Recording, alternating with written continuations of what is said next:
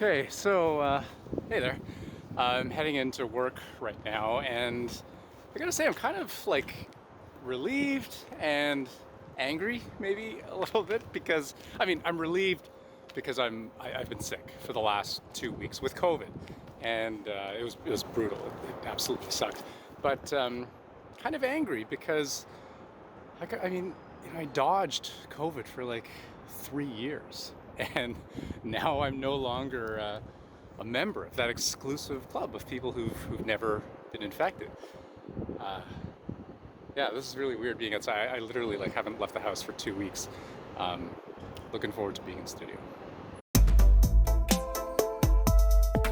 Hello, I'm Andrew Chang. Welcome to About That, the show where we're all about explaining and expanding on the news.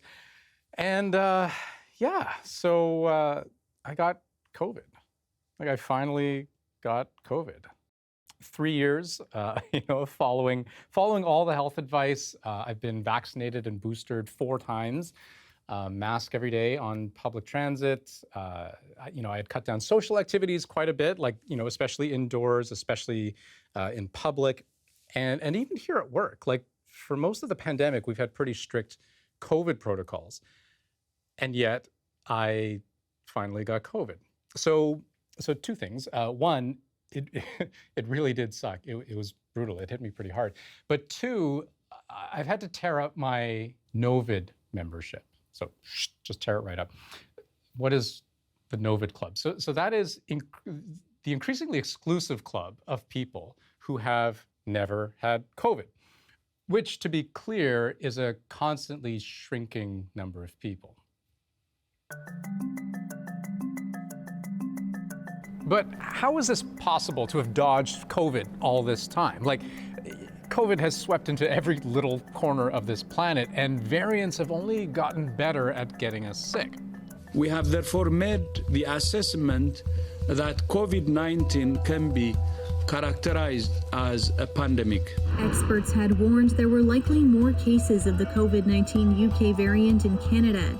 We now know the first couple who tested positive had a connection to a UK traveler. Experts predict the Delta variant, first discovered in India, could soon become the dominant COVID strain in the US. It is more transmissible and possibly more dangerous in terms of causing severe disease. The Omicron variant is not just picking up speed in Ontario, it's poised to overtake Delta within days. With that, another subvariant has made its crash landing in BC. Kind of tired now that, just stop now.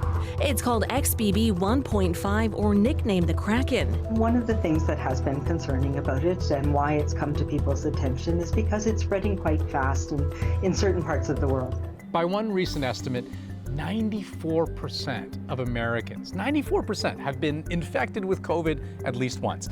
And in Canada, the estimates that I've seen are something like more than 2/3 of us have gotten sick. Well, from what I've read, there are 3 ways to be a NOVID.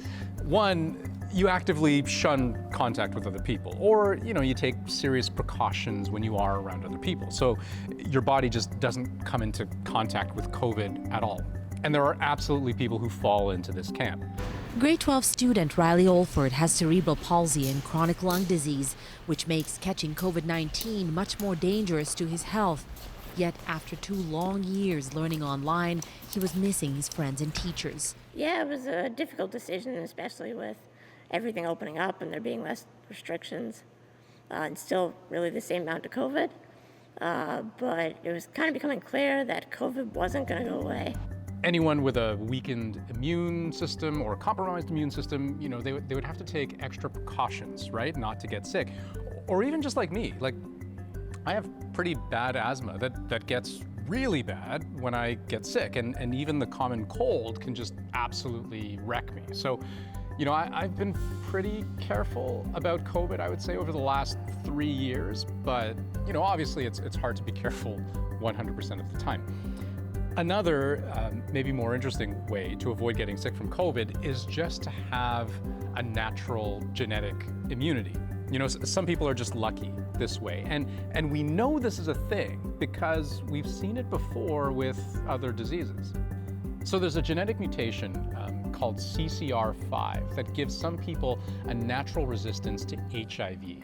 And there are ongoing studies into people who have never had COVID, trying to unlock a similar kind of coronavirus immunity. And this blows my mind. Some people just can't seem to get sick, even if you try to infect them. Now, there's this study published last year in the journal Nature where they deliberately sprayed COVID up the noses of 34 people, but only half got infected. So you can be a NOVID if you avoid people and or take serious precautions, or you can win the genetic lottery and just be kind of naturally invincible. Though, this probably isn't a huge number of people. So if you are one of them, good for you.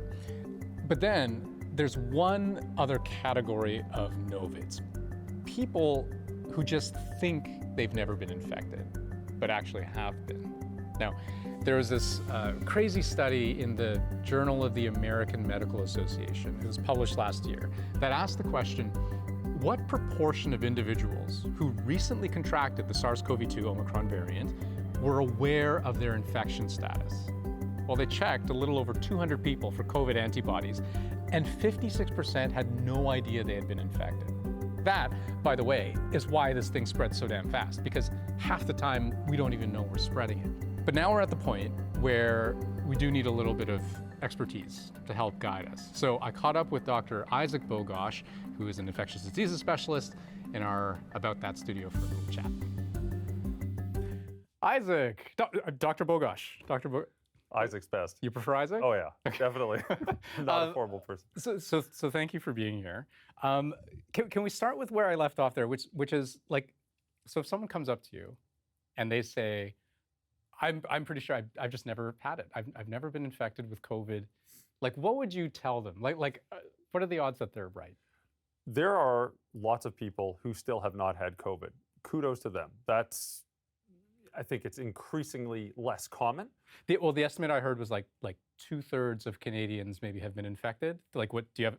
Oh, do you think that's low? I think that's probably an underestimate. And a lot of it depends on the community that you're in. And there's certain, if you look globally or even if you look in Canada, some places will have higher rates than others, but probably anywhere between 60 to 90+% of people have had COVID, depending on which community you're in and which area you're in. Right, and so for people who have managed to avoid, so not the people who just think they're NOVIDs, but people who actually are NOVIDs, behavior is a big part of that, right? And it's a conscious decision to avoid people or to take precautions. Like, my question about that is, like, realistically, can a person continue to do that indefinitely, given the way we know this virus spreads? I think it's just going to be harder and harder, but still, credit where credit's due. There have been many people who have been very diligent putting masks on in indoor settings. Yeah. Some people have limited where they go and how many people they congregate with, or have been very mindful about other aspects of indoor settings where we know the vast majority of COVID is transmitted. So, spending time indoors in better ventilated indoor spaces with fewer people in mask settings. Those are situations where you're going to have less COVID. But even me, like I've been pretty careful, I think, over the last 3 years, and yet I still got it. There's right? a lot of COVID out there, and there will be COVID out there for forever. So it's not going away. You didn't just throw that out there without thinking about it. I mean, this isn't going away. We're going to see this wax and wane and wax and wane, but this isn't going to go away. Still, on one hand, there are people that have never they have just never been infected with COVID before. Good for them. That's fantastic. In the same breath, I think if we recognize that this is never going away, many of those people may ultimately get COVID at some point in their lives.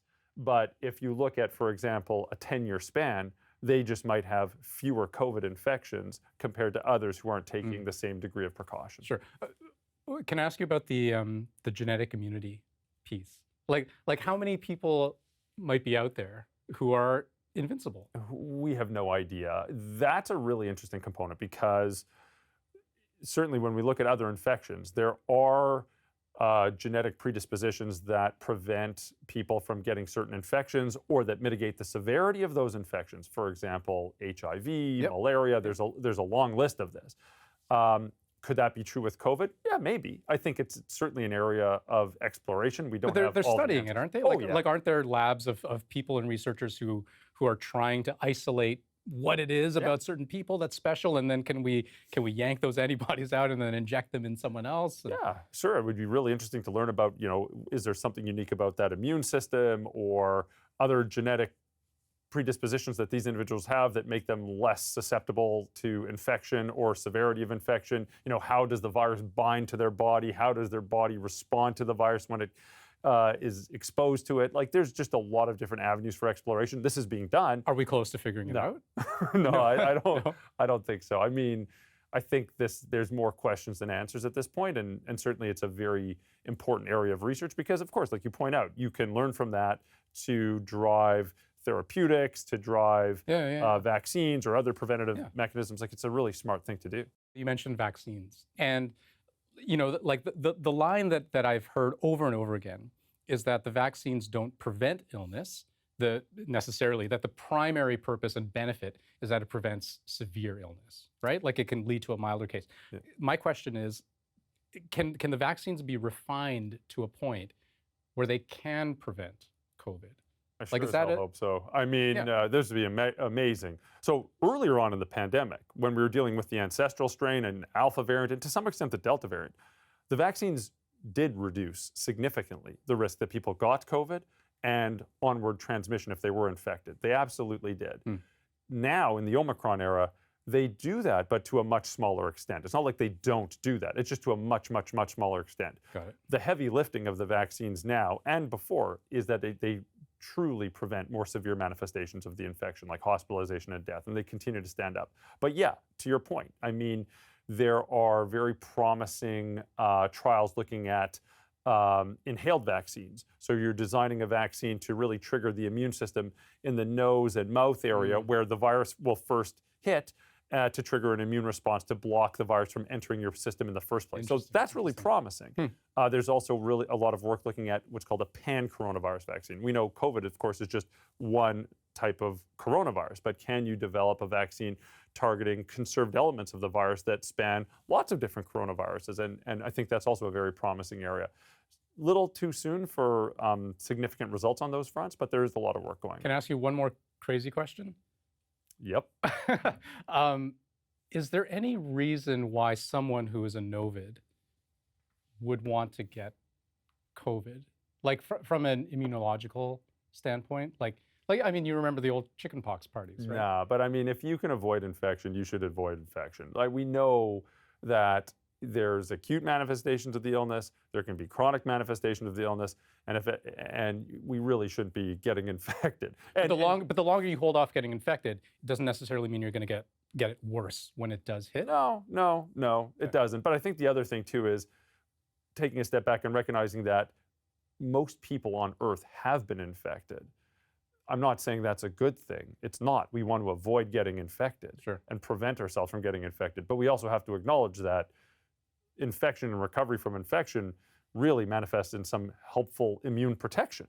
And the other important point too is reinfection, right? It's not something you want to get. It's not something you want to have. We know what the virus can do. So, in a 10-year span, I would much rather have 0 to few infections than, more infections. Like, it's stating the obvious. Like, less infection is better.